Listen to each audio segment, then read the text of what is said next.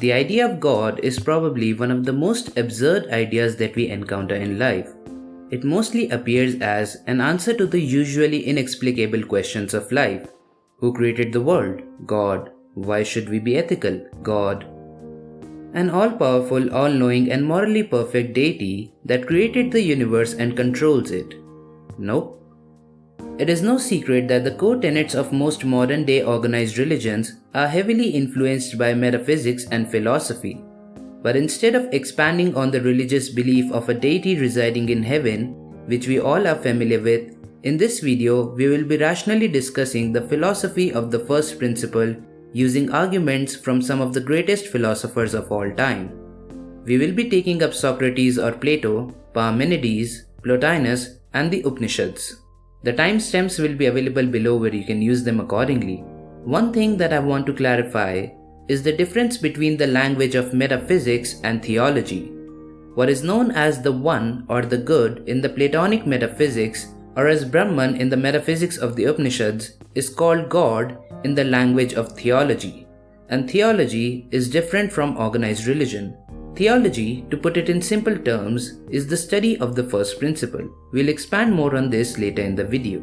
So let's begin. Our first question is regarding the creation of the universe. If God created the world, then who created God? This is an endless loop, similar to the chicken and egg problem. And this is where Parmenides' proposition on the creation of the universe appears as the most rational one. Before questioning the creation of the universe, we have to address the act of creating. Whenever we talk about creation, for example, Van Gogh created this painting, what exactly is being created? Wouldn't you agree that Van Gogh neither created the canvas nor the paints, he rather arranged them in a particular order? And again, the canvas and the paints are also just rearrangement of different elements. So what we call creation can be described as an arrangement of what already exists and not bringing something into existence out of nothing. Or as Parmenides effortlessly puts it, nothing comes out of nothing. From this observation, may we conclude that there is something, a first principle, which was never brought into existence and thus is beyond the bonds of time, space and causality. For anything to exist in time, it must have a starting point and an end point, and the same goes for space and causality. And this is something we see in the thought of Thales, Pythagoras, Parmenides and Plato. Parmenides in his poem states it beautifully when he says, "How could what is perish? How could it have come to be? For if it came into being, it is not, nor is it if ever it is going to be." And this first principle is not something imaginary, for life is. We feel it deep within us as we look at it, and as Parmenides elegantly states, for what is. Think about this in the terms of energy. It is a fact that energy can neither be created nor destroyed. It can only be transferred or transformed. Try to relate it with this example. This first principle is known in the Platonic metaphysics as the One or the Good. It is also referred to as Brahman in the Upanishads. Now when it is said that God is the highest good, it does not mean good in the conventional sense of morality, that is, it is not about right and wrong. In Republic 508e, Socrates describes to us the nature of the good. Well, what I'm saying is that it's goodness which gives the things we know their truth and makes it possible for people to have knowledge. It is responsible for knowledge and truth, and you should think of it as being within the intelligible realm. But you shouldn't identify it with knowledge and truth, otherwise you will be wrong. For all their value, the good is even more valuable. Now according to Plato's divided line, since the good is in the intelligible realm, it would have no physical existence, but rather an intelligible one. And as we concluded that the first principle is beyond space and time, the good cannot be a deity or a person residing in heaven or have any physical evidence. This is also consistent with the metaphysics of the Upanishads. Verse 1.6 of the Kena Upanishad says, "That which cannot be apprehended by the mind, but by which they say the mind is apprehended, that alone know as Brahman or the first principle, and not that which people here worship." Now when it is stated that God is all-knowing, it is not meant in the sense of a deity looking over the physical realm, but rather, as Socrates describes, it means that the knowing principle in us, not empirical knowing, but the intellect or the nous or the chitta which enables empirical knowledge is the very nature of the first principle. When it is stated that God is perfect, it simply means it is not in the state of movement or becoming, which implies it cannot be matter as matter is constantly changing. If the good here means eternal and changeless, certainly what is often termed as evil will exhibit opposing attributes, again, not in the conventional right and wrong denotation. Then, everything in time, in the state of flux or movement, or constant becoming is generally termed as evil. Again, be careful with the words. Now we somewhat understand the concept of the good, but how does it help us? Is this just another mental exercise or a thought experiment? Here, we bring in Plotinus and the Symposium of Plato. The Neoplatonic philosopher Plotinus pulls us out of the cave and puts us under the light of the sun. In his Enneads, he writes, "Since evils are here and revolve from necessity about this place, but the soul wishes to fly from evils, it is requisite to fly from hence. What therefore is the flight? To become similar, says Plato, to God." Diotima in Symposium talks about love of the good and the beautiful.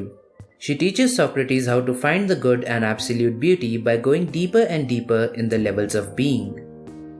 One begins, states Diotima, with the beauty of the bodies, then the mind, then laws and institutions, and going further, one will ultimately arrive at a single knowledge of beauty everywhere. Proceeding further in the love of wisdom, that is, philosophy, one would discover along this path a beauty absolute, which she describes as ever-present, eternal, incorporeal, and unchanging. And at the sight of this beauty absolute, one finds the essence of this very beauty, which is the good. And, beholding this beauty with the eye of the mind, one will be enabled to bring forth not images of beauty, but realities, for one has hold not of an image, but of a reality, and bringing forth and nourishing true virtue to become the friend of God and be immortal if man may. Would that be an ignoble life? Now we find the same idea in the Upanishads. In the Tat Upanishad part 1, verses 10 and 11 of the 3rd chapter state, "Beyond the senses are the objects, beyond the objects is the mind, beyond the mind the intellect, beyond the intellect the great Atman or the soul, beyond the great Atman the unmanifest, beyond the unmanifest the Purusha or the absolute, beyond the Purusha or the absolute there is nothing. This is the end, the supreme goal." One of the Mahavakya or the great saying from the Chandogya Upanishad states, "Tat Tvam Asi," or that thou art, meaning you are Brahman or the absolute or this first principle in your true nature.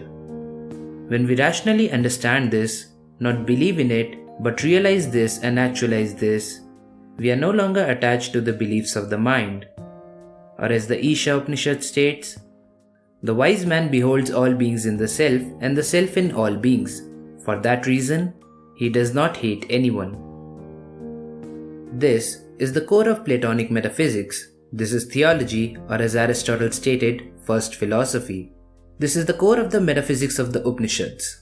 This is also the true definition of original or metaphysical theism and atheism. Theism meaning rational acceptance of theos or an unchanging first principle, and atheism meaning rejection of an unchanging first principle or a theos. Similarly, in Indian philosophy, the word asti means there is an unchanging first principle, and nasti is the denial of an unchanging first principle. And from these we get the words astika meaning a theist and nastika meaning an atheist.